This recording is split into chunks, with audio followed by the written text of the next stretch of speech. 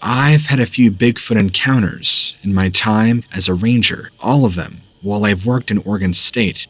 My first encounter was while I was working the day shift in one of our more popular parks. It's a park that draws many visitors in high numbers due to its close proximity to Portland, Oregon. One chilly February morning, after my first tour group had returned from their hike, I was cleaning up the back rooms right when I heard something slam against the exterior of one of the buildings nearby. It was a very odd noise, kind of like something hitting hard against the walls, only heavier. Something that felt very large and heavy had just slammed. I grew increasingly concerned. Pulling out my sidearm, I went to go investigate. That's when I saw the creature, standing not even 50 yards away from me, standing there in broad daylight, completely concealed by the trees. I had never been a believer in the paranormal or Bigfoot, but mind you, this changed all of that. Standing directly in front of me was a creature that I was always convinced was myth and legend. I can wholly state that I was never a believer until that very moment. It stood almost 8 feet tall, covered with dark brown hair, and some sort of strips around its wrists and legs. Most striking, though, were its eyes. They looked almost human. They were pitch black, dead, like a shark's. I'll never forget that. The creature stood its ground and stared into my soul for a couple of seconds. I somehow got lost in its gaze. Then, it turned away from me and went back into the forest which it had come from. After it had disappeared, I was in complete and utter shock. I didn't know what to do or who I could talk to about this. I sure as heck was not going to tell my boss. I mean, that's just asking to get fired. If I straight up told them I saw Bigfoot, they'd send me to the loony bin. So I just kept that sighting to myself for a very long time. Then again, a month later, I saw a similar creature in appearance walking up a hill in the distance. This was in the late afternoon. It looked to be the same creature that I had seen only 5 weeks before. I did not get a good look though, but it looked to be the same height and body structure. It was definitely a Bigfoot. I had no doubt in my mind that this was the exact same creature. I've heard of other people having sightings right there where they work in Oregon State, including one coworker who saw one right by his patrol car on the side of the road while he was driving. But these incidents have never been treated seriously by park managers or anybody else in charge because none of us have ever had any actual proof. A few years later, I found out that another coworker of mine, while working at a different park, also had an encounter with the same creature, within walking distance from where I had seen it, but he didn't have any kind of proof either. I still to this day don't understand how these creatures can stay hidden for so long, and continue to evade capture by rangers, police, and just regular outdoorsmen who hunt, carry guns whenever they go into the woods. Unfortunately, a lot of us government personnel are not allowed to talk about our experiences. If we do, they have to be in secrecy or in private with other civilians, or even amongst each other. I've even had trusted colleagues who have had their own terrifying stories with things far beyond what I've shared with you today, and they just shove it deep down and don't tell a soul. Many of them are going to die with these experiences. There seems to be an unprecedented stigma around sharing these kinds of stories, don't you think?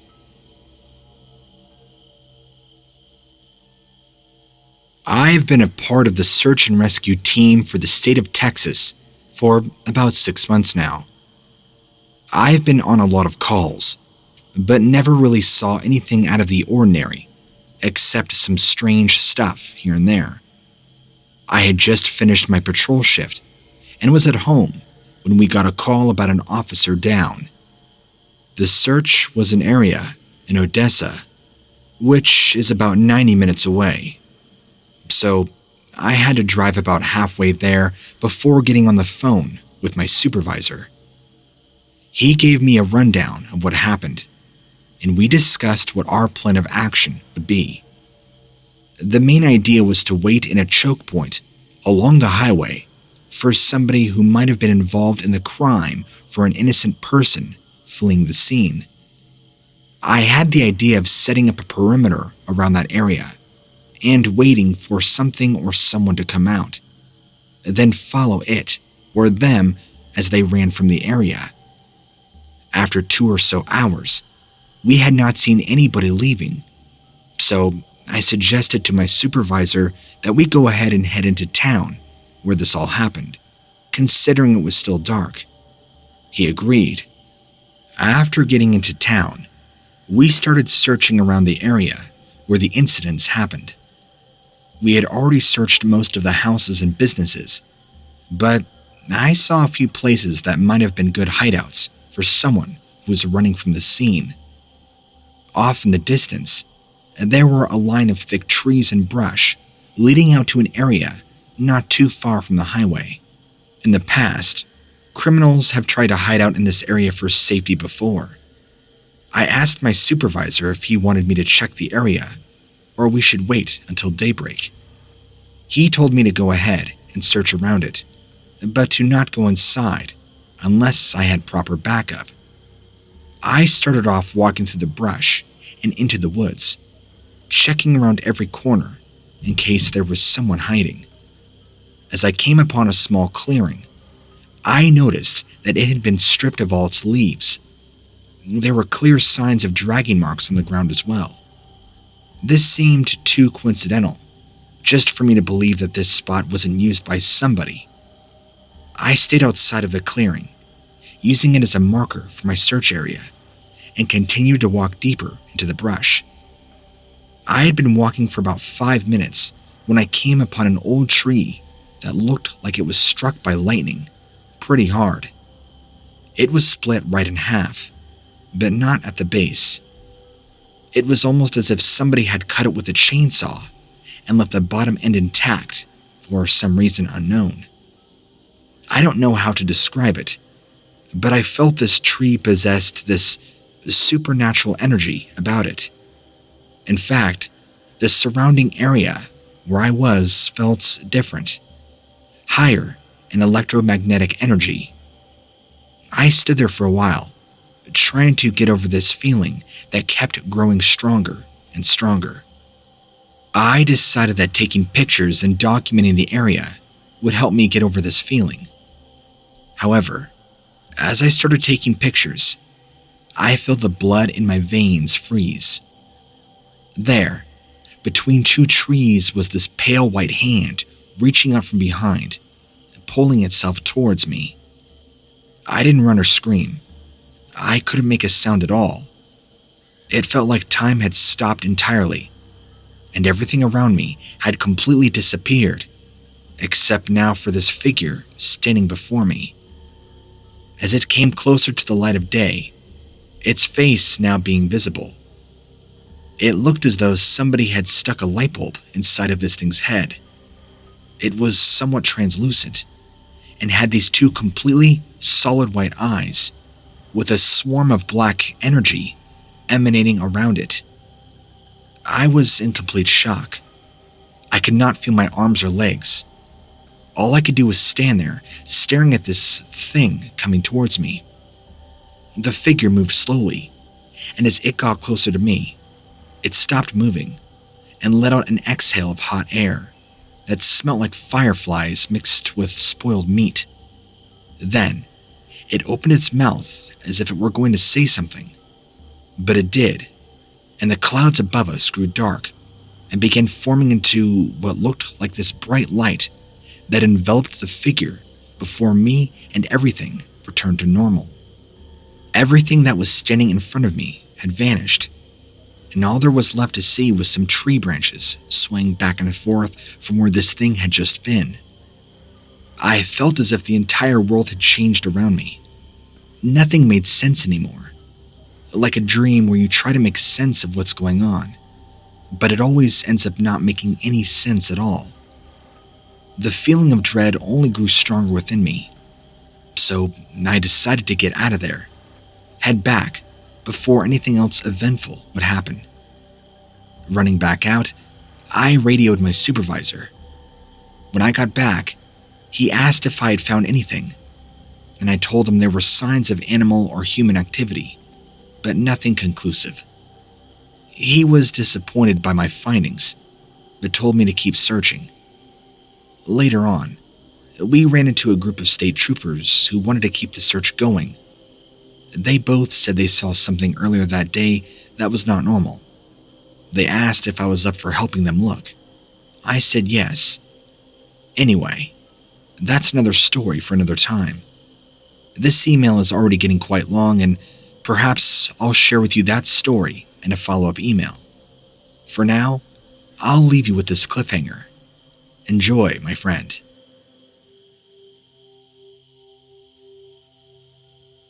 I'm a national park ranger, in charge of finding missing persons, keeping trespassers out, and occasionally helping with wildlife protection. I've taken part in dozens of search and rescue missions, all throughout my career. I will share with you just a few mind-blowing experiences and encounters I had during my time working with nature. According to local legend, if you go to a certain wooded area at night, you will encounter what is known as the Lady of the Lake. While she is locked away in her watery grave, supposedly, the legend says that she could still get out, sometimes, always taking her victims with her. There have been supposed numerous reports of people being spotted, walking along a pathway into an area where there is nothing, only to disappear for good. Even more terrifying are those who have spotted the lady herself, a tall white figure in robes that floats freely through the forest. They say she is completely pale white. She is, after all, an apparition, one to be feared. This story happened during my first week on the job, when I was still getting used to it. It wasn't anything too out of the ordinary at first. Some had reported seeing some deer that were not native to our area, although there were several animals like that around here now. It was nothing too unusual, until we figured out that it wasn't just a deer. The woods were dark, and the night was getting colder as I found myself walking along a path in search of these animals. After some time, I heard something moving towards me through the trees. The sounds were low at first, but they became louder and more distinct until you could hear whatever it was leaping from one tree to another, like an animal, or perhaps not an animal. Something I could not identify. I couldn't see anything yet, even though my flashlight lit up the entire surrounding area. Whatever it was beyond my reach. I pulled out my pistol, turned off the safety. As far as guns go, this is usually one of those times when you don't actually want to keep it in your holster. I could just keep my fingers on the trigger. I would be okay. It brought me a sense of calm. The flashlight shook in my hand as I slowly moved it around, trying to get a better look for anything that might be moving towards me in the distance. Then, something fell from above onto me. It felt like a bag of bricks landing directly on top of me, even knocking the wind out of my lungs. For what seemed like an eternity, we kept struggling until we fell to the ground together. A pair of glowing purple eyes stared into mine before disappearing.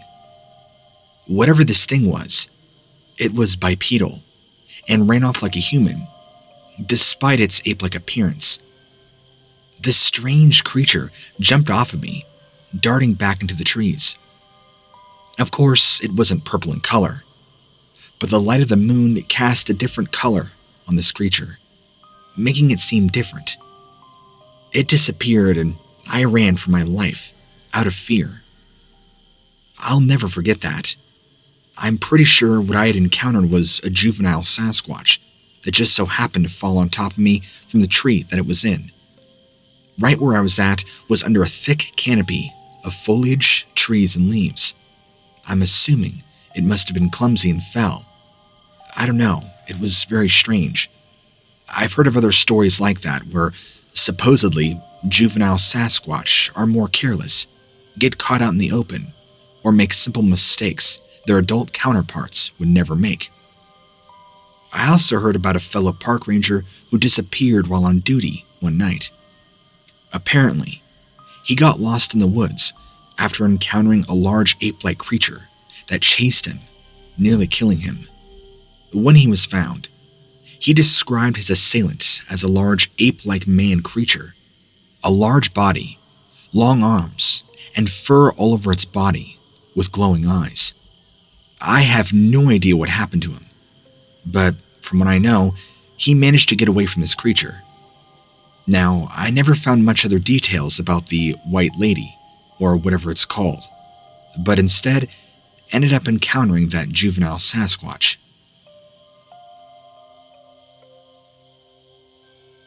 I was patrolling the Witch's Cavern in Texas, going from one tourist attraction to the other while in the cavern, or spots that tourists had deemed attractable.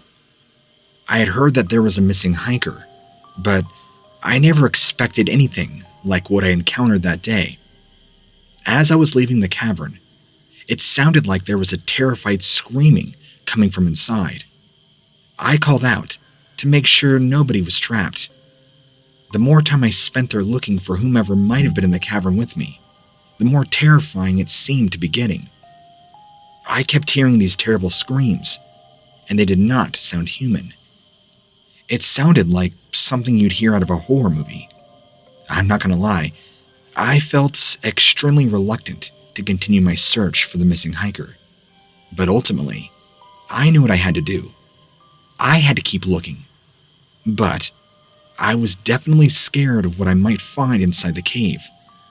Well, I never actually found the missing hiker. The screams, they never ceased.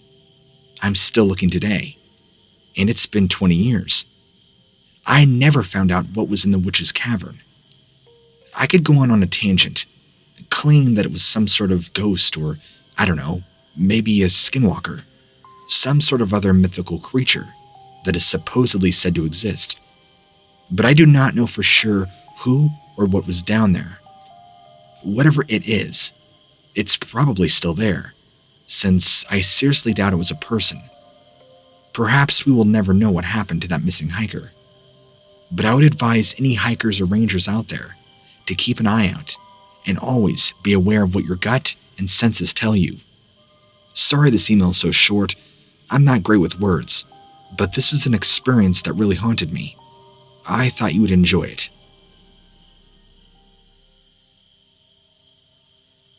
This happened back in 1981. I was a park ranger in Texas at the time.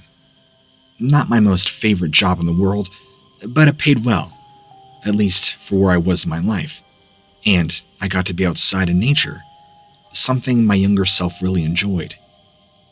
The location where I was at was remote enough. I didn't see too many visitors myself, so my work was pretty quiet. I wasn't sure where it came from at first. I guess it just appeared out of nowhere one day, or maybe materialized, became visible, as if stepping into our dimension from another place. Taller than 6 feet, maybe 10 feet tall if that, while standing up straight on 2 legs with its head held up high. Set aside, what really unnerved me about this sighting of this creature that I saw, it was less like an ape, and more like the Grim Reaper's sadistic cousin. Pale, the face was almost human-like, but everything about this being was wrong, elongated and pale, very thin, skeletal, if you will. Most importantly, I didn't see any eyes. They were just 2 large black holes. That's what freaked me out. I'm sure you think nothing of it if you saw a person with eyes standing right in front of you. But then you take away the eyes and give it the appearance this creature had. Now it's a whole other thing. I didn't know exactly what to do when I saw it. My wits weren't quite quick enough to figure out how to react. As I was looking out in the night at this thing that had somehow materialized out of nowhere, I noticed it appeared to be going deeper into the forest, like it was destined to be somewhere. I ran over to my truck, grabbed my shotgun. I was already used to hunting rogue dogs and stuff, so this tool would be useful in any scenario. Sure enough, I followed after it. Probably a big mistake. But I guess at the time, despite its ghoulish and otherworldly appearance, my young age, I suspected it was probably just some druggie in a costume. I didn't know what it was. Now, it's been a while since I've been back there, but if you go back far enough, there's this old dilapidated abandoned house on the way on the secluded trail. Few people ever walk on it. It seems like it's always a hot spot for the right teenagers, looking to do some things in private, when they can maybe sneak off the trail in private. Anyway, from what I understand, even people have reported on this trail before, which is just hearsay, mind you, weird things. I don't know what that pertains, but it's just hearsay. So I tracked this thing the best I could, but after some time, I wasn't seeing any imprints in the ground, or any real viable way to track it. This wasn't like an animal that I could have brought a bloodhound with and tracked its scent. This was completely otherworldly in nature. It was like it wasn't even physically here. Well, eventually, I lost sight of this thing, and ended up coming across several dead animals in my path, all of which appeared to have just dropped dead. This completely disturbed me down to my very core. I knew already that I could never tell anybody about what I had witnessed, for fear of my career. They would have suspected I was taking something.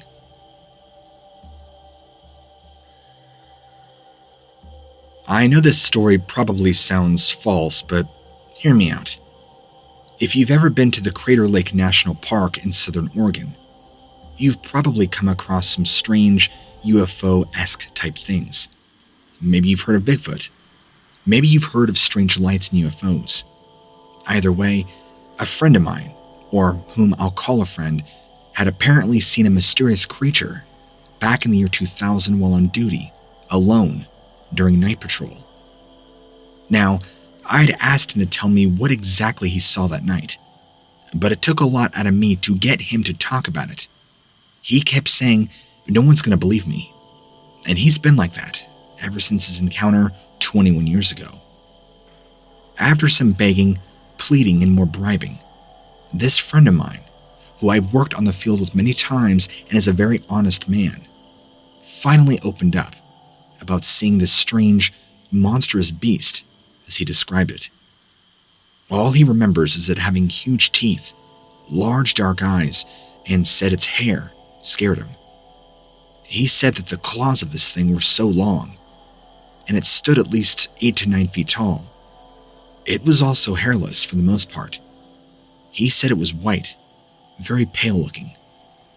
Now, this particular ranger said this creature stared into his eyes for a solid few seconds before walking off into the woods. Whatever it did, it didn't just stare into his eyes. He explained it as this thing, whatever it was, penetrated his very soul. It's as if this thing had just vanished and disappeared quickly. He had asked me if I believe his terrifying encounter. I said yes. While getting him to share it with me, the man nearly broke down. He was very distraught while telling the story. Who else could possibly say that and make that up at the same time? He's certainly not the actor type. If so, what other rangers or anyone who's been in the woods experienced that would be something like the X-Files?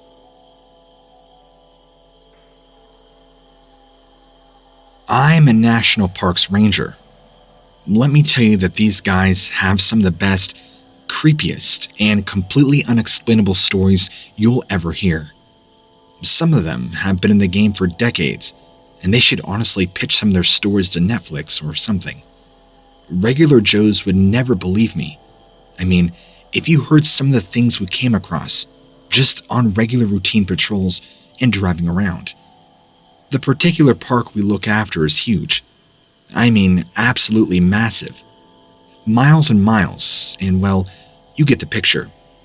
We knew that there were old shacks and houses on the land. And when I say houses, I mean more like something from the frontier times, or one of these off-grid types. We've never actually come across one where somebody still lives in it. I guess the days of just making a home wherever you laid your hat on are long gone. And oftentimes, when we would come across one, it would have been left to wreck and ruin. Usually not much remains other than some rotting wood, and a few reminders that a person at one point or another used to live here, before animals have moved in and taken over. However, this one time, we came across something that was more than a little weird. We'd been on an overnight to get as far out as we could onto this piece of land. Like I said, you could drive for hours and not come close to seeing anything at all, except forest, trees, and, surprisingly, more forest. Some areas were so thickly overgrown, it was impossible to get back there. But we were doing some research on the different birds found in the area, which required us to cover as much ground as possible. That was when we came across the hut. Now, it isn't wholly unusual to find these, but as I said, they're usually dilapidated. This one, however, although on the small side, looked to be in pretty decent condition, at least from the outside. The wooden structure looked old and weathered, but was still standing. We couldn't see any obvious holes where animals had gotten inside. I was with my buddy and colleague, Hunter, and we both jumped out of the truck to take a better look. There was an actual door to the structure, since it was completely overgrown all around with no obvious tracks beside our own. We summarized that there was nobody home, or at least had been for a long time. The door actually seemed to be locked, but age and weathering had warped it so the deadbolts up on the other side came away easy with just a few pushes. Upon entering the property, we were hit by the expected smell of rot and mildew, but not the usual animal feces and stink we were used to. There were no windows, so we just used our flashlights, finding some old lamps that the owner must have had when things got dark. Aside from being shut up for God knows how long, the place was surprisingly tidy. Whoever had lived here had been house-proud. It might have been a small hut in the woods, but everything seemed to have a place. Dishes were stacked on shelves, the tiny sink empty. The bed in the corner was even made. Clothes and blankets folded neatly close by. There was even a small table laid for dinner, except for all the cobwebs and dust. The place, for the most part, was spotless. We did notice some scratches and a mess by the door which seemed strange compared to the rest of the interior. But that was soon solved when we discovered a canine skeleton at the end of the bed. Whoever this place had belonged to had left the dog inside when they just up and left. I say skeleton, but it was clearly a dog that was mummified, and not much left of it. That really got to me, being an animal lover. But there was something else too, although I couldn't quite put my finger on it, yet. My initial thought was perhaps the person had been out hunting, maybe had an accident, been hurt, or unable to get help, and never returned. Hunter wondered if they simply wandered off into the woods and killed themselves. However, we both then noted a single shotgun mounted on the wall. Then I noticed something else. The small table was indeed laid with plates and cutlery for 2 people. Did the dog join him at the table? We weren't concerned about it being any sort of crime scene after all this time, so we removed the shotgun to take back with us. We do some digging on the off chance it might be registered. There was nothing else in there to help with any identification or value to return to any family members. That is, if we ever worked out who'd actually been there. We were just closing the door back up when suddenly, the thing that had been looking us in the face, the thing that had been gnawing at me, making me question this particular hut over all the others, became apparent, like a light bulb going off. It was locked from the inside. There were no windows. It wasn't really big enough for a second entrance, and there was one way in and out, all having been locked, which was massively atypical in itself. This small hut, but incredibly neat hut, which barely enough room for one person, had a tiny table set for 2, had been locked from the inside with no other way out. and yet the only bones were those of a small dog. We took the gun back to base, did a ton of research, but never found out who had lived there. Never resolved any of the mystery of what happened to them, or how the door had seemingly locked itself, or of course, how the owner just managed to vanish out of thin air.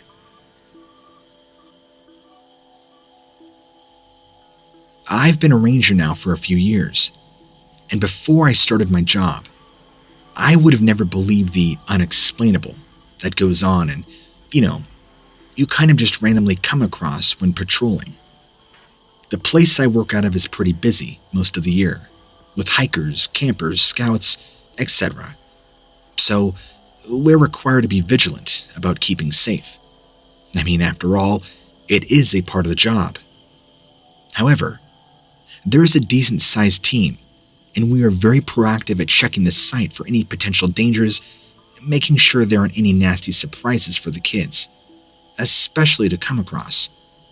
They might be wilderness scouts, but nature can be pretty gross, and a decapitated Bambi can give a young child PTSD. Anyway, on this particular day, we had a bunch of junior high kids due later in the week. We wanted to give the area a full sweep. We don't Disney-fy the woods or anything. It's still very much nature, but you don't want 12-year-olds falling down ravines or getting caught in an unseen spider's nest. We want them to enjoy their outdoors adventures, to not be scared or scarred for life. Literally. There had actually been a report left by a hiker, no name or contact, stating they'd seen something odd out on trail marker 113. Maybe somebody should check it out. So off I headed, wondering just what this odd thing could be. Maybe marker 113 was quite a way out. The hiker must have been training for some expedition or something. We don't get an awful lot of people up that way, and I've seen a few odd things during my time in this job.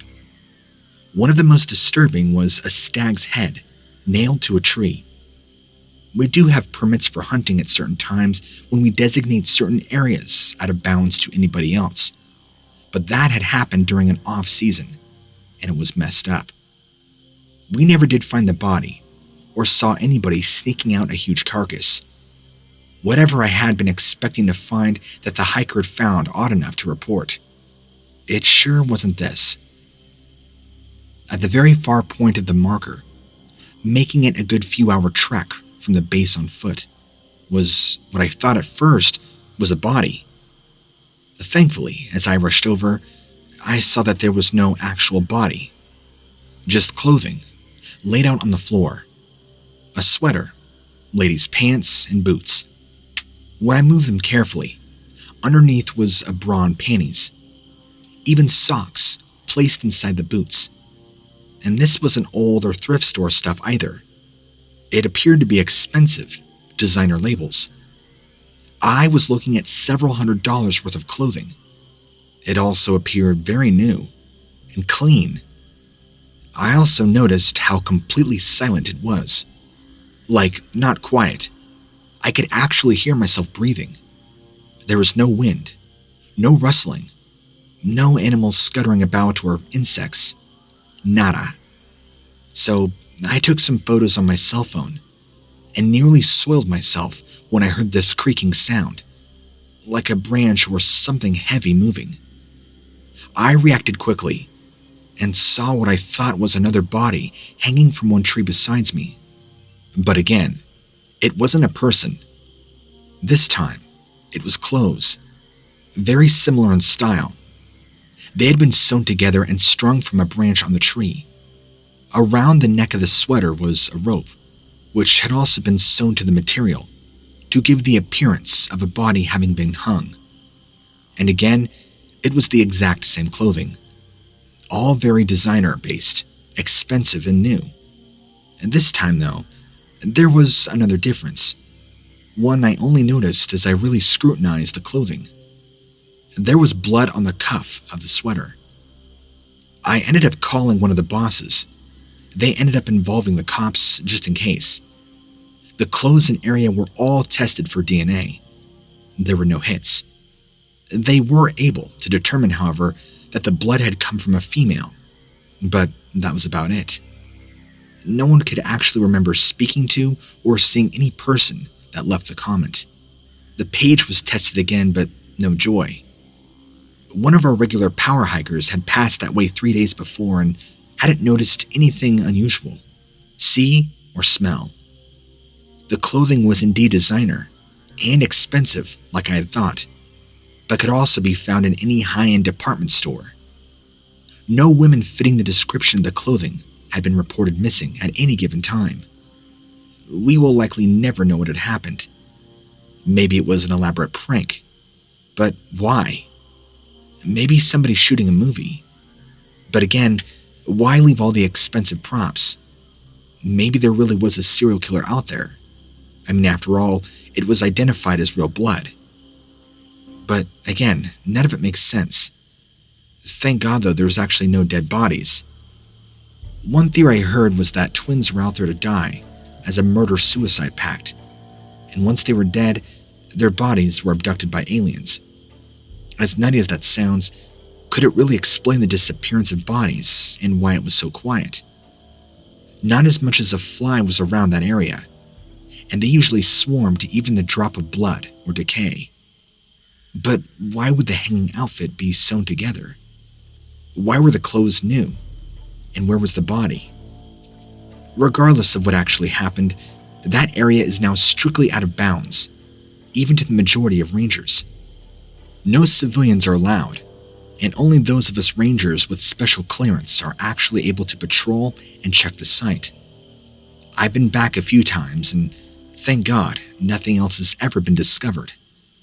Every time I'm there, though, I still get this really uneasy feeling, and that silence still freaks me out.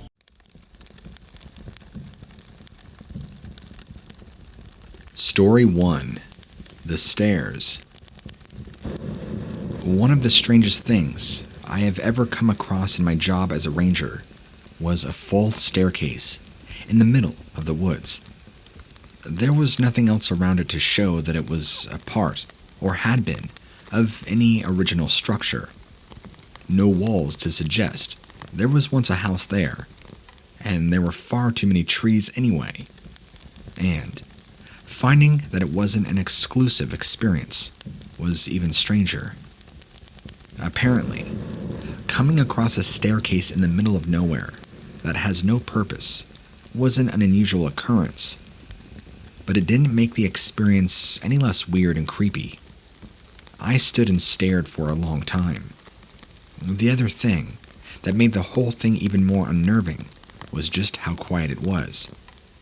If finding a set of stone steps, and yes, they looked like something straight out of Game of Thrones, which wasn't odd enough, I would have imagined there would have been signs of life. Birds on the stone, bugs, even moss growing. But there was nothing. Nothing at all. I couldn't resist climbing them myself, even though they were fairly high and unsteady. I couldn't help myself. And of course, that was when I came across the most disturbing thing of all, because until now, the stairs had been an oddity, a curiosity. But now, they became something from a nightmare, because at the very top, on the very last step, was blood. Now, I will add why I was out in the very remote part of the forest.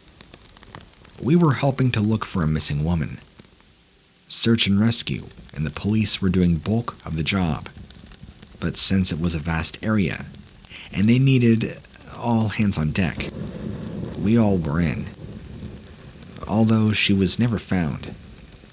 After I got back to the base and reported no sign of her, but told the team leader about the stairs, the first thing I was asked was, "Did you climb them?" When I replied yes, she told me to never, ever do that again, and also informed me that now the missing woman would never be found. When I tried to ask her how any of this was connected, she shooed me out of the office and told me to not mention what I did to anybody, and if I did, I would be risking our lives. And that was the end of that. Story 2. Pile of Bones. I was out with one of the dogs one day, in one of the very remote parts of the park that I work in as a ranger. There are literally hundreds of miles of forest, and we were about as far in as you could get. Surrounding the edge of the trees, wherever we were mountains, some of them with vertical drops that made them look almost man-made. Before you get to the full-size mountains, there were some much smaller mounds of rocks. I say smaller, and they were still the size of a 3 or 4-story building, but smaller in comparison to the size of the main ones. And again, several of these had entirely vertical frontage and were almost completely smooth too. This meant even an extremely sure-footed creature would not be able to shimmy up there, unless they were maybe Spider-Man. And yet, whenever we went over that way, the dogs would always go nuts. Ranger canines are also often trained as search animals, and have a very keen sense of smell and aptitude for knowing when something is amiss. They would always, without fail, give the indication that there was something on top of those smaller structures, despite it being almost entirely impossible.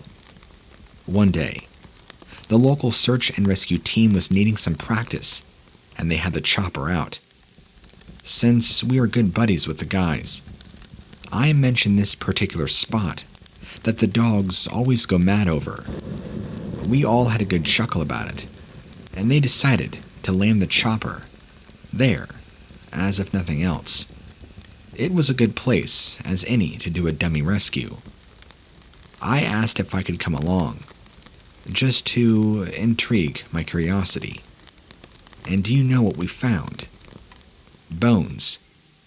Nothing else but several piles of human bones. Not full skeletons either, but at least 4 different bodies worth. 3 adults, 1 child. 3 male, 1 female. All varying in how long they'd been there, from what the medical examiner could tell. There was no way on or off that ledge. No signs of anything else having ever been there. We never did find an explanation for that one. Story 3. Dakota Miller's disappearance. Hi, what lurks beneath. I used to work, myself, in the forest industry service, and I have my own very disturbing 411-styled story. The person who went missing in this little story was a little 7-year-old boy who went by the name of Dakota Miller. You could probably look him up, but I don't know if you'll find anything, as before I wrote this up to you, I looked and couldn't find anything. I'm not sure why that is. But anyway, back in the late 90s, Dakota was a regular little boy who had a loving mom and dad. Apparently what happened, it was said that the family went camping for a week, I believe, south of St. Louis, when the mom and dad had their back turned for just a moment, as many of these 411 cases seem to go, and just like that, the little boy had vanished. It was summertime, so he was seen wearing a dark blue shirt and red shorts and sneakers. They were at the campsite when the boy disappeared. There were no other campers nearby. No possible way he could just vanish like that. The nearest trees were easily 40 to 50 feet away. They were perfectly in the clear. It was as if he had just vanished, evaporated, like he was a vapor in the air. Search and rescue went on for well over 10 days in search of this little boy. When 6 days, about 200 miles away, they found the exact same pair of sneakers, shorts, and shirt that he had been wearing the day of his disappearance. Only due to the terrain and distance of the finding, They weren't sure if these clothing correlated to the boy. After some research and DNA matching, it turned to be that these were the exact same sneakers, shorts, and t-shirt of Dakota, who went missing only 6 days prior to being found, at least his clothes. There was no underwear in his clothing. There was also no dirt marks, no scuffs. His clothes were just as clean and as neat as the day he had disappeared. His clothes were randomly found by an older gentleman who was out hiking that day along the upper northern section of Arkansas. Dakota's body and his remains were never discovered. But like any 411 story, the most disturbing thing is how did he go from alive to disappearing so quick? And how? Where are his remains? What happened to him? And now, nearly 20 years later, after trying to look into it more, there's still nothing. It was inconclusive, and after I believe the 12th day of search and rescue, they called it off, with the only findings they had were his clothing. That was it. As far as we know, the world, he's just gone. Story 4. Lycanthropy and the cover-up. I haven't really heard anybody else on your show say this, so I'll say it for them. If you are wanting a quiet and laid-back job, don't become a park ranger. Being a park ranger doesn't put you at the back of the world where you'll be safe and unharmed. No. Being a ranger puts you at the forefront of the line. Marines, National Guard, SEALs. Give me one of those guys for 6 weeks, and I guarantee you, they'll be crapping their pants in ways they never did during basic. Look, the job puts you right at the contact point between the edge of humanity and the edge of darkness. As a park ranger, you are the unwitting crosswalk guard, because there are always people trying to plunge into the darkness, and there are always things in the darkness trying to break through into the domain of man. Now with that little rant out of the way, here's my personal story. Rumors of wild animal attacks in the park began to pile up. People would come out of the park with bite marks, slash wounds that were made by something from the animal kingdom. But a few of the victims reported that the assailant was a man. A couple even went on to say that it was a full-on lycanthropy, the delusion held by a person that they are a wolf or a werewolf. I didn't exactly sign on to take down nut jobs, but myself and my fellow rangers were briefed on what to do if we ever ran into the predator at large, and what we would do if it was an animal, and what we would do if it was a human being. And thus, we were expected to be more alert and vigilant and proactive than we were to begin with. I was out on patrol when I was sure that I saw movement in the trees. It looked unusual. I prayed that it wasn't a predator. I wasn't afraid. I just didn't want to tangle with anything. I readied my service firearm, got out of the car, and called out in the direction of the movement. There was a response. I was met with the face of a man with hair so long that he would probably step on it if he wasn't careful. His eyes were wide open, to the point they were perfectly round O's. He tilted his head at me in a mocking sneer. His teeth were yellow and pink, and I'm pretty sure that he was completely naked. So, it was a safe bet that he was a nutcase. But I did mind the protocol, and behaved as if he could understand me. I called to him to stand down and stop for a chat. He was waiting for me in a clearing.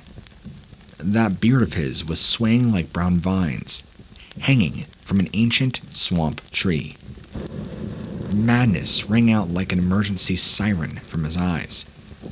There was no way that he was a rational human being. I trained my firearm on him, and again, attempted to talk him down. That's when he projectile vomited something foul and bloody onto me. Stunned with disgust, not only was it obvious that he had spewed blood on me, the contents of his stomach was a whole collection of small fingers, way too tiny to be that of an adult, and the sheer number suggested that he had fed on multiple children. I almost felt that he had engorged himself just for the occasion. As a parent and a new grandparent, the situation had just taken a very personal turn. I gave chase, and this maniac howled long and high. It's not possible to explain just how fast he was. I would be close to catching up, as to get a clear shot, and then he was darting ahead, out of range. I began to feel that I was being toyed with. The madness of the whole thing turned just plain evil when the pursuit took me out onto one of the playgrounds where plenty of kids were present. Like lightning, the nude, grinning monster had grabbed up a tiny girl by the hair, scrawny as a newborn deer, and sunken his teeth into one of her eyes and bitten it out. When I fired, he had already flung her up in the line of fire, and just like that, she was a one-eyed human shield. Her body knocked me back as she hit me square in the face. When I was regaining myself, the monster was already lunging at yet another child. I was able to react in a fraction of the time, only thanks to the adrenaline tearing through my system. Skull fragments flew, and his outstretched fingers went limp before he could wrap them around a boy's small neck. I don't think I've ever fought so hard to keep consciousness. My body was trying to black out, probably to cushion me from the knowledge that I had just shot a child the instant after she had been mutilated by a crazed monster.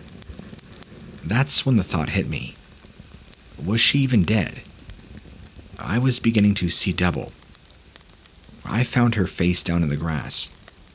Her hysterical parents were running to her, turning her over, looking at her eye socket. This might be the most frightening part of all.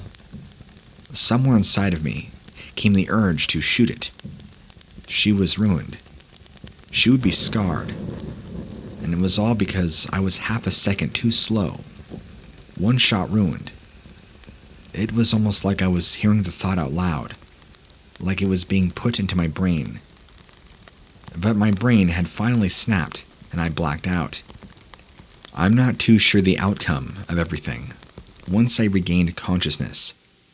The police were on all of this pretty quickly. I resigned after being blackmailed, and I can't give too much details about that. But I know SUVs and men in suits were quick at the scene. It's probably no surprise that none of this made it to the news or any news outlets online. And as far as I know, they took that little girl, who by the way was still alive, into custody on their end. Again, I don't know whatever happened, but I don't work in that job field anymore. Story 5. The Mysterious Black Bear. The park I work in also has a large camping area. Sometimes, we act more like security, trying to keep people from going into the restricted areas of the woods and parkland after dark. These areas are out of bounds for very good and often uninteresting reasons.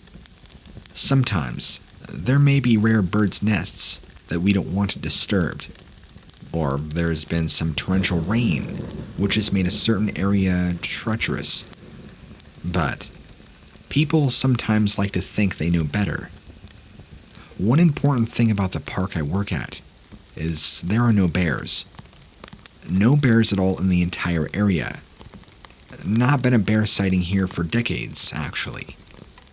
So, when we got a report from a little girl about seeing a really, really large black bear, we were pretty confused, and also thought the girl must be too. I had a good search in the area anyway, just to please the child, and was stunned to find that there were very clearly bear claw scratches on trees where the child had reportedly seen the animal. There was no other evidence, and we searched thoroughly through the whole park for any other signs, but nothing. We still have no idea how it would be even possible for a huge bear to appear out of nowhere when there hadn't even been a single bear sighting in the entire county for nearly 70 years. And, even more, how only one small girl could see it. Then it just disappears again. If it had been for the fresh scratches, we would have thought that it was a prank by one of our own animal experts, even though they were adamant that it was legitimate. We will never know for certain exactly what happened and how it was even possible. There was talk about it being a ghost of a bear, but that's not something I tend to believe in. However, I really couldn't think of any other possible explanation. Story 6. Not always human. My patrol had become so sleepy that I began taking the liberty of spending the earliest part of it walking one of the shorter trails. It's technically not a bad thing to do. It just meant that I wouldn't be able to speed off to respond to any incidents right away. But I was coming up on week 6 without any kind of alert. So I began to relax my approach to things. And yes, Murphy's Law has a way of singling people like me out. I was at the point on the trail that was the furthest from my car when I had heard a horrible shrieking that shattered the silence of the forest. I was torn between sprinting back to my car and just running to where the screaming seemed to be coming from. But when you're surrounded by trees like that, it's pretty impossible to gauge just how far away any sound is. I opted for doing the whole thing on foot, promising myself that I'd never leave my car behind again. The screaming continued, and I seemed to be zeroing in on it. But when I thought I was going to come up on a source, it would suddenly be another 15 seconds of running away. I wondered if I was having hearing issues, or if the acoustics of the forest were just so unfortunately arranged that screwed with my perceptions badly. But it kept happening. My urgency began to melt into suspicion. I did the worst thing that any park ranger could do in a situation like that, and I stopped chasing. Instead, I began creeping. I crept up through the tall grasses, ducking behind trees, trying to get as close to the noise as I could before whatever it was could give me the slip again. It worked. Peering out from behind my tree, I saw something that was only vaguely human. From its head to its neck, to its shoulders, was a stretched membrane of skin that almost made it look like a nun's headwear. Except it was skin. The whole thing was nude, and seemed to be of the female persuasion. Its chest was flat and long, and pendulous. The eyes were gaping and yellowed. The mouth was something else, and it stretched open, almost like it was distended, unhinged like a snake's jaw. And the unnaturally yawning cavity bellowed another plaintive cry of distress. The polarity of everything changed in that very moment. I was being deceived. but deceived into what, I didn't know. I put one hand on my pistol, just to be safe, and I began to back away from the direction I was heading. The creature, or whatever, swayed, as if anxious, and it let out another, longer, louder cry. I just kept backing up. This caused the creature to scream again, but not in distress. It was the howl of an enraged predator, deprived of a meal. It rocketed toward me, propelling itself through its strides with its knuckles, like that of a gorilla. In the time that it took me to bring my pistol up to an aiming position, the creature was close enough for me to spit on. Luck was on my side at the last possible second. My shot landed right between the eyes of it, and it face-planted hard into the ground. Here's the part that might get rejected from being read. I got ready to radio out and tell the office what I had just experienced. But the body of the creature slowly crumbled into a pile of white, pulsating embers that cooled off into gray ashes. I poked at the pile for bones or anything, but there was nothing left. I quickly told the main office that there was nothing wrong, and when they questioned me, I just told them off. I quickly dismissed anything and told them I didn't feel well, and then, shortly afterwards, I quit that job entirely. Story 7. Real Life Wood Wampus.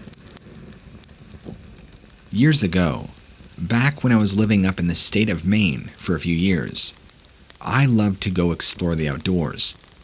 In fact, I made it a thing during the spring and summer to go and try and hike as many trails as I could.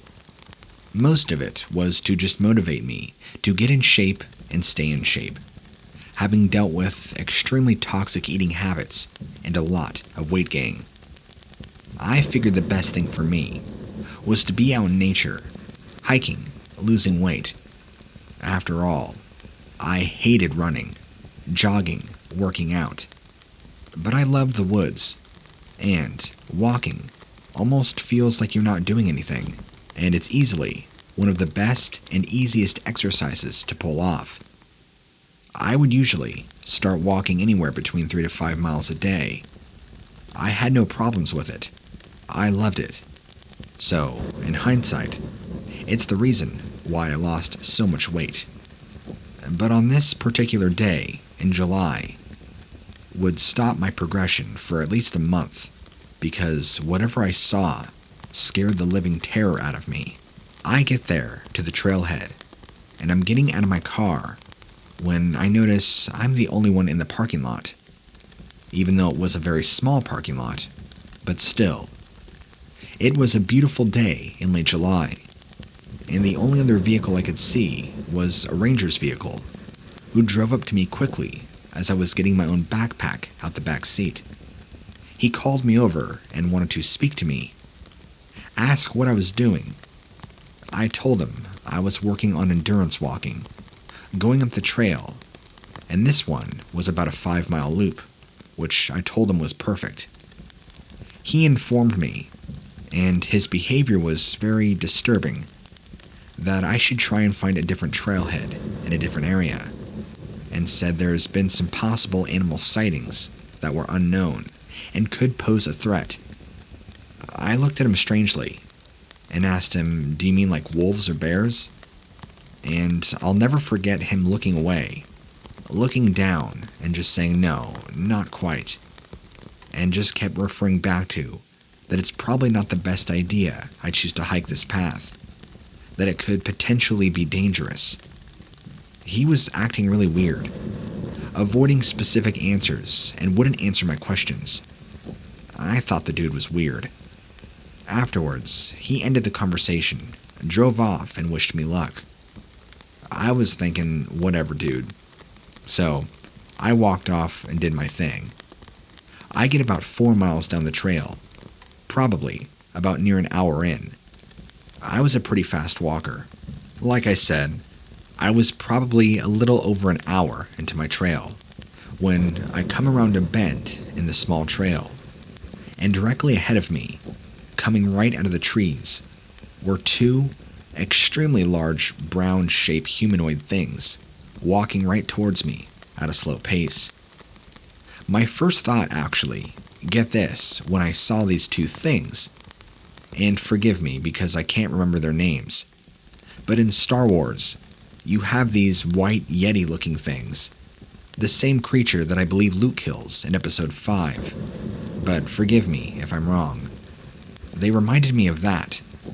Big, huge hands, humanoid, except they were brown, but they kinda had that same walk, slow and menacing. I immediately turned back around and started running as fast as I could, thinking to myself, if these are Bigfoot, I'm most certainly dead. I'm not sure if it was my endurance at the time or pure terror taking over me, but I ran the extra 4 miles back to the parking lot in probably half the time that it took me up the trail. Also, I contribute that to the fact that it was mostly downhill, so maybe 20 to 30 minutes. The things, well, I don't know if they ever followed me. I never turned around to check, but either way, it scared the lights out of me. Did I get a real good look at them? No. I saw enough to know that it was no bueno. 9 foot tall, hairy wood-looking ape beast humanoid things. Scary, scary, scary. I never did go back to that trailhead again after that, and hiked in completely different areas. A few years later, I moved out of the state, down to Florida, where I still am today. Still, I've gone through some crazy stuff in my life, and nothing at all compares to the terror I felt in that moment and on that day. Now maybe I understand why that park ranger was acting so strange. He must have known something. Why he didn't tell me, I'll never know. Story 8. The Scream. I was out in the truck once when something really weird happened. I'm a park ranger out in Maine, and if you know that state at all, it is huge and can be quite eerie in certain places. There are tons of animals out here, and one of the most dangerous that I have ever come across are actually moose. They can be very dangerous, but I felt perfectly safe in my vehicle. That was when I heard the screaming. I used to work in California, and I would hear this sound often enough. It sounded like a woman dying, as if she was being violently attacked or murdered.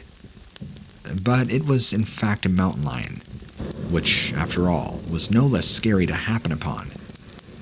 But there are not any cougars in Maine, so this really was a woman screaming.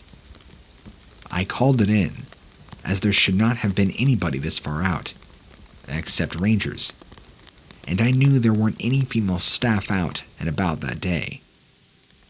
I then continued to drive around to see if I could find her, and at this point, I was still sure it was a her, and that she was in trouble.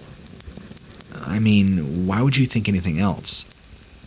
I heard that high-pitched, very female scream about 4 more times before I came across to an area that I had never been to before, not even in my vehicle. There are quite a lot of caves and caverns in this part of the park too. Again, I radioed my colleagues, said to come join me. A couple arrived, and we got out and began looking around, specifically the cave openings. We couldn't see or hear anything now, and most of them had rocks or plants growing up around the mouths of the cave, so it would be obvious if somebody had been in or out the way they would be disturbed. All of a sudden, one of the newer rangers, a rookie, shouted that he had seen something up in one of the larger trees. We quickly ascertained that there was nobody up there, but the thing that the kid had seen was pretty weird. It was a purse, a rather large lady's purse. It was empty, but we couldn't think of a single way that it could have gotten that high up and so far into the branches. We kept searching but never found anything. There were no women reported missing. No purses reported missing. It was just another mystery to add to the ever-growing list of weird stuff that happens out in the woods. Story 9. Ghosts of the Past. Not far from the park where I served as a ranger was a barred-off property surrounded by thick timber that served as training grounds for police. It looked like a really elaborate treehouse for gun-loving kids, but no. It was very much for adults, and it was for anything but playing. Elevated land surrounded the setup on all sides, so that there was no chance of a stray bullet harming anybody outside the training ground. Rangers see far less firefights than police do, but most of us do carry a gun, so it came as no surprise that it was decided that myself and my fellow rangers would spend a few hours a day for a week brushing up on our marksmanship.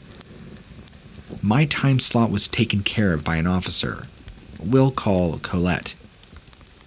I was puzzled at the fact that it was just me and her, because I knew that I had seen the others being trained as a group. But you eventually stop trying to make sense of the decisions of your superiors. You know, just like at any other job. Colette was a very admirable instructor. She was patient when she found out that I had the precision of a shotgun. She wasn't much for small talk, but she wasn't a stuffed shirt either. She was just there to do her job and do it politely. As the days passed, I thought my eyes were beginning to play tricks on me. I thought I noticed these deep, dark welts on Colette that hadn't been there the day before. She insisted that they had always been there, but I wasn't so sure. I tried to rationalize it away as a simple matter of her forgetting to put makeup on, but they were awful to look at. Some of them looked like sunken-in wounds. Then there was this awful smell attached to her, and I'm not talking about discrepancy in hygiene. This was the gagging stench of straight-up rot and death, minus her injuries. She looked as clean as ever. It made no sense that she would smell any kind of way.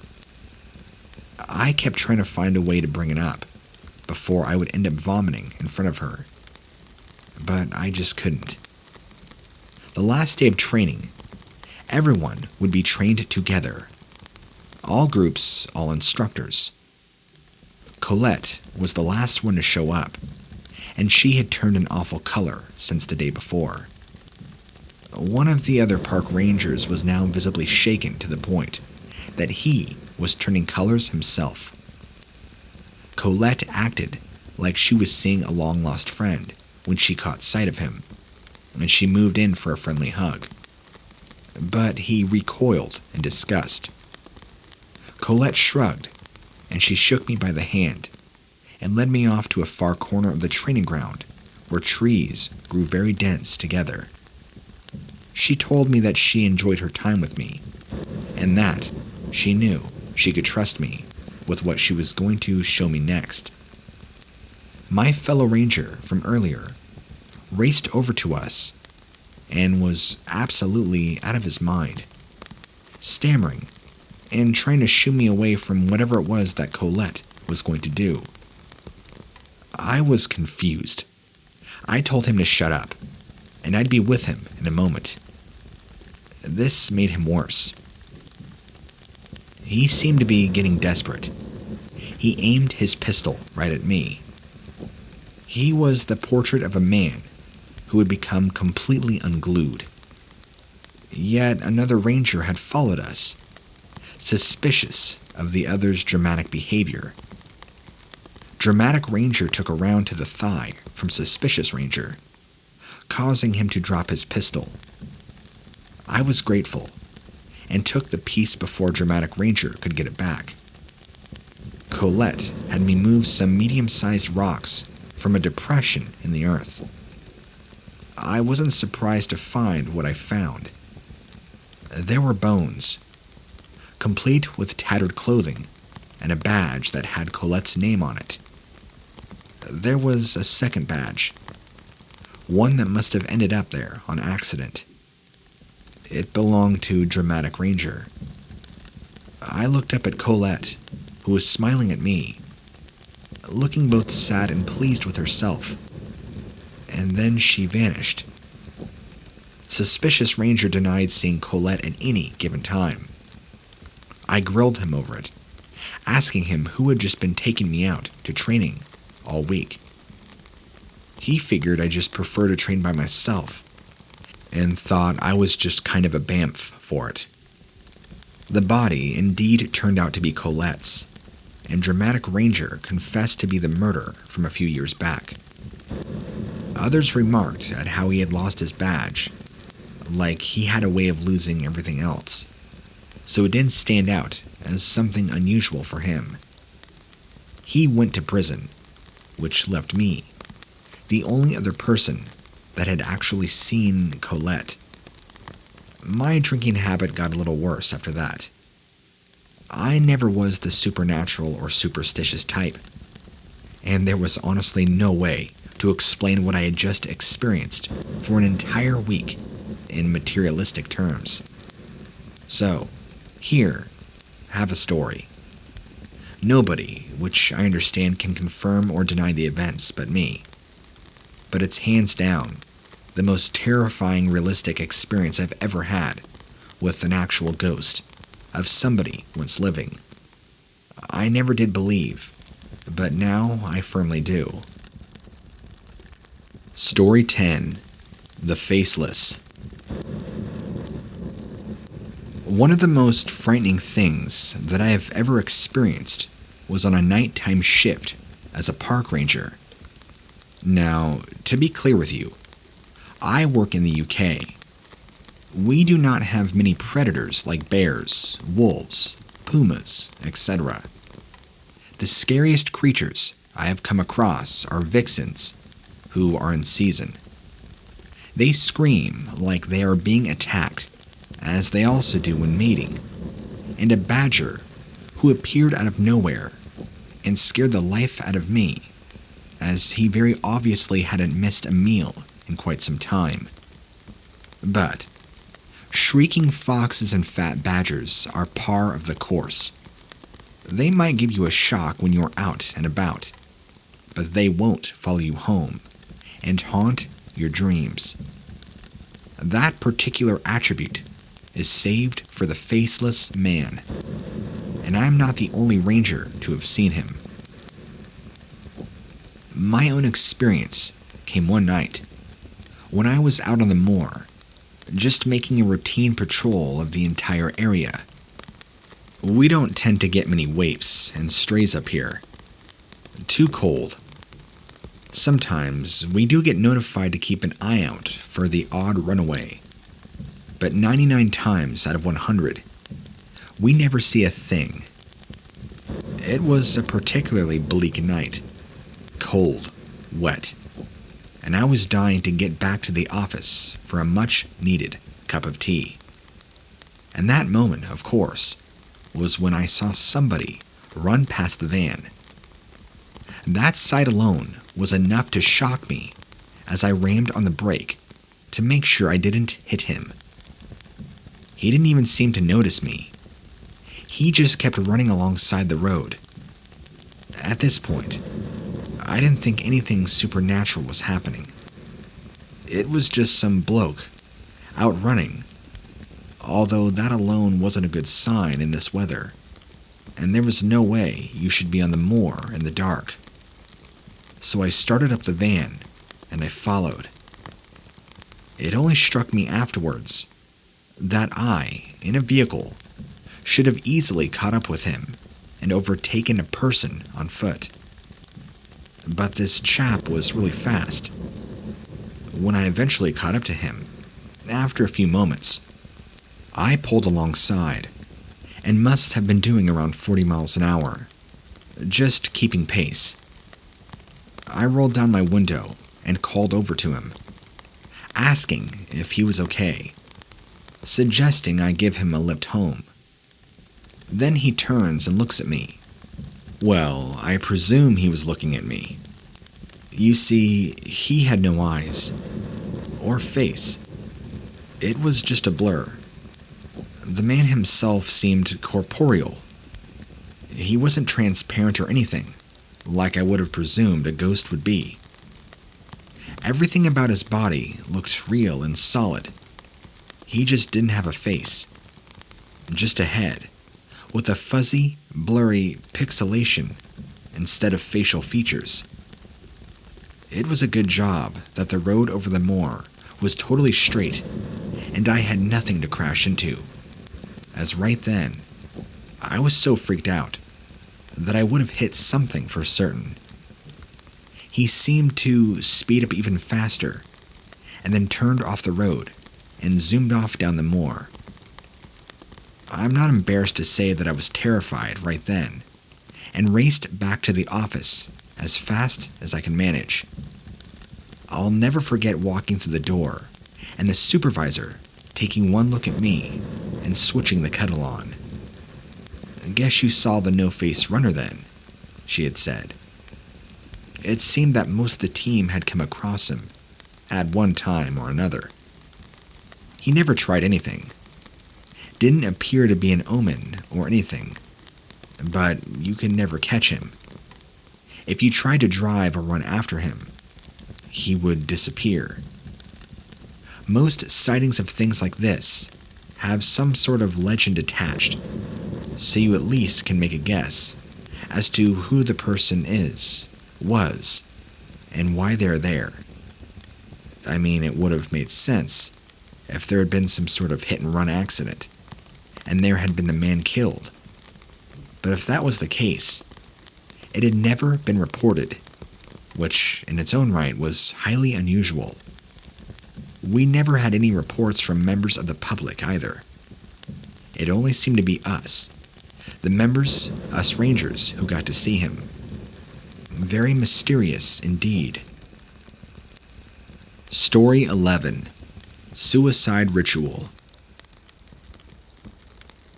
It had been hitting the news around our parts that various landmarks had been disappearing from the tourist route that ran through our corner of Texas. The thieves had targeted nothing but old-time fast food joints that had those oversized cartoonish fiberglass sculptures as part of the storefront. Hot dogs with jolly faces and arms and legs. Pigs that looked like Porky wearing chef hats and aprons. Stuff like that. Things from a time when America was really America. Well, these things are getting lifted, and the crooks were getting away with it so far. As a park ranger, somebody who thoroughly serves in the forest industry, it would be a stretch for me to make a connection between any of those disappearing sculptures and my day job. I forgot about those reports almost as soon as I had heard about them. While on patrol on one of the trails, my vehicle was suddenly under fire. Bullet holes were punched into the hood. The windshield was spiderwebbed. I threw the car into park and ducked down, radioing out for help, and got a confirmation. I thought about the gas tank, which had just been filled up, so it was going to be a bad idea to sit in the car. A few more holes punched into the passenger side, so I took the chance of getting out of the car on the driver's side. Backup arrived, and long story short, we nailed the shooters without much trouble. I kind of figured they had been on a suicide mission of some sort, and just wanted to go out with a bang. I turned one body over, and looked into the face of a man who had painted his face something like a cartoon rabbit. The sort of thing kids would do at a carnival. Except this was a 30-plus-year-old man. The other shooter was painted to look like a smiling pig. Looking around the pocket of timber that they had been shooting from, we found the missing fiberglass sculptures reported about in the news. They were dressed up in hoodies and jackets and bathrobes, and arranged in a large circle around the mutilated body of a beautiful young woman.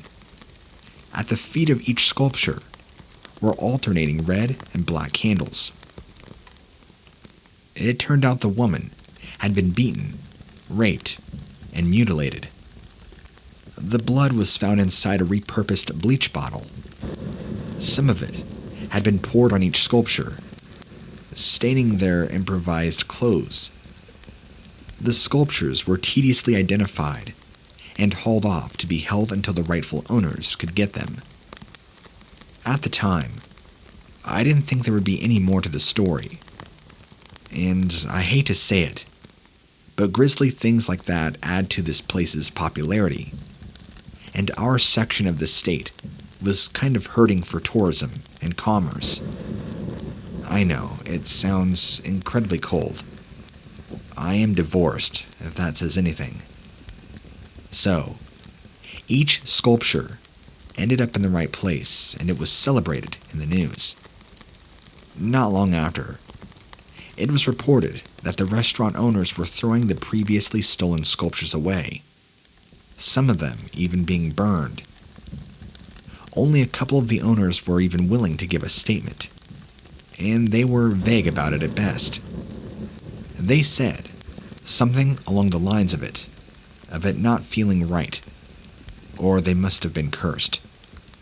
Strange things have happened since sculptures came back, none of them being good for business, despite the spike in traffic because of notoriety. The stories that weren't revealed in the news were whispered throughout the community in the years to come. It certainly was one of the strangest experiences of mine on the job, and really one of my only hand-to-hand experiences with the occult. Story 12. The Great Search. One of the worst times to be a ranger is in the winter, especially if your area is up in the mountains. We do our god best to tell people to stay away. Snow is dangerous, especially if you don't know what you're doing. Not just avalanches and heavy drifts, but there are all sorts of other dangers, like tree wells, and things that appear solid but are apt to give away and have you plunge to a very painful death. Of course, we still have to go out and about and check the terrain and on any animals out there too. Most, of course, which are hibernating, but it is still a part of the job to make sure they are safe too. And that was when we got a call to say that a family, dad, mom, and 2 little girls had gone up the mountain and not come back. Neighbors had called the cops after they had been missing for a couple of days. The dad had asked the neighbor to let the dog out, but assured her they would be home in time for dinner. When they weren't, she did not panic right away, but when they weren't back for the following day's dinner, she called the cops, who alerted us and sent out search parties. We found the parents almost straight away, at the bottom of a ravine, both crumpled and bloodied, and, well, very dead. No sign of either children. The weather was horrendous. Snow still coming in strong, and it was making it next to impossible to look for tracks. We searched all the caves and caverns in the area, anywhere they may have crawled into for shelter. But nothing. After another 2 days of relentless snow and futile searching, we gave up. Even if they were there, they were most likely frozen, died due to exposure. As awful as it sounds, We resigned ourselves to the fact that they would likely turn up when the snow began to thaw. Well, a few days later, we did find one. Completely by chance, when we'd been out to check on one of the caves where we knew there was a young family of bears. Although in the same park. This particular cave was roughly 20 miles from the spot where the parents' bodies had been found. It would have been almost impossible for a small 4-year-old child to get through the snow and make it over that way. And yet, there she was. Not a mark on her. Thankfully, the smell of her had not woken the bears. She was, of course, dead, but appeared completely frozen, not injured. During the autopsy report, it was discovered that fish and berries were in her stomach, which had been consumed just a few hours before her dying. As for the other child, she was never found. She simply vanished into the snow, and, well, never returned. There was another full-scale search for the body after the thaw began. They even searched for bones in and around the caves in case she'd been dragged off and eaten. All that was ever found was one of her snow boots and one glove. Both of them miles apart from each other. The boot just in the middle of a path and went and led nowhere. And one glove at almost the very top of a fir tree. There was no trace of blood or any other evidence on either. It remains an open case to this day. This happened almost 5 years ago, but even now, when I'm out on one of my patrols, I always keep a lookout for her or any other part of her or her clothing. She is by far not the only person that goes missing, not by a long shot. Something happened to these people. Something or someone takes them, or they're experiencing something we will never have an answer for. Is there some sort of monster out there? Do parks act as some kind of beacon to UFOs? I don't think we will ever know for sure, but I'm 100% certain that somebody knows what's going on. If you or someone you know has a story or encounter they would like to share with me, please send it to stories@whatlurksbeneath.com.